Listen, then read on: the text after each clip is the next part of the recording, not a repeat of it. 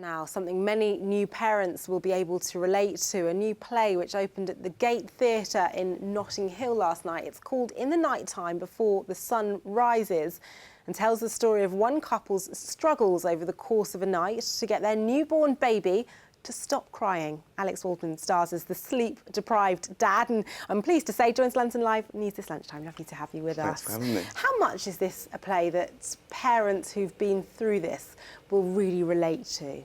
I think parents that have been through it will recognise a lot of the feelings that the couple in the play go through.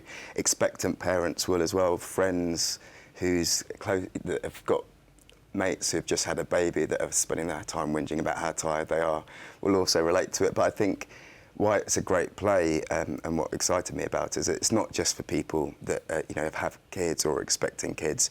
I think it's just a tale about a couple. It's about humanity. It's about the world we live in, and it's at its heart it should be a really entertaining, fun, joyous, rich night, and it's all done in the space of an hour. They basically go through, it feels like a lifetime's worth of emotion in the space of 1 hour. So it's just an hour. It's funny enough, it's just up the road here in Notting Hill Gate, and I think anyone that's interested in new theatre, I think the writer Nina Seagull, she's going to be one of our most exciting playwrights. She's going to join people like Lucy Kirkwood and Lucy Prebble and Alice Birch is one of our best playwrights, and it's a chance to see her. This is her first play, the premiere of her first play, and people can try and catch her work before we lose her to New York.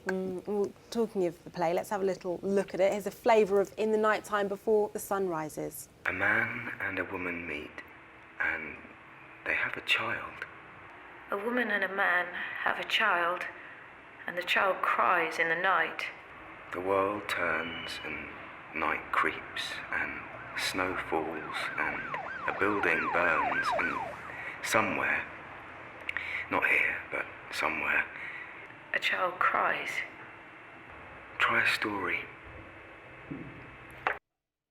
A little flavour there, Alex, of Yeah. what's in store. It makes it look, I think, slightly more gloomy than it actually is. I think it makes it look slightly sinister, which has got that element to it. There is a nightmarish quality as you kind of go through the play, because I don't know, do you have kids yourself? I don't have you kids, don't. no. But I remember I've got 2 kids of my own, and I remember early on the nights when you don't sleep for 3 days at a time, and you go through everything, and you realise why sleep deprivation is a torture.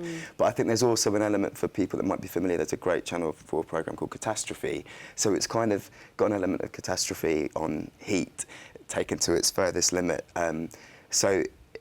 But with this kind of nightmarish thing of the kind of fear you feel when you kind of lose touch with reality a bit, and about parents re-evaluating once you have kids, is my life over? What was I doing in my 20s, just going out and having a good time? Will I still have a life? How do I feel about the stuff I've been ignoring on the news? And is it okay to bring a child into the world when there's so much bad stuff happening? Why is it? What is it that makes us want to have children? Aside from, as you've mentioned, having personal experience of this yourself, what was it about the role that drew you to it? I think I've been fortunate enough to do a lot of Shakespeare and classical theatre in quite big theatres, and becoming a dad, it was quite a life-changing moment for me, and I think it's when I read the play, and I thought this captures something of what I went through, and particularly the dad in the play, of a delayed reaction of like, it took me ages to think, is this real? Has this actually happened? Am I a dad?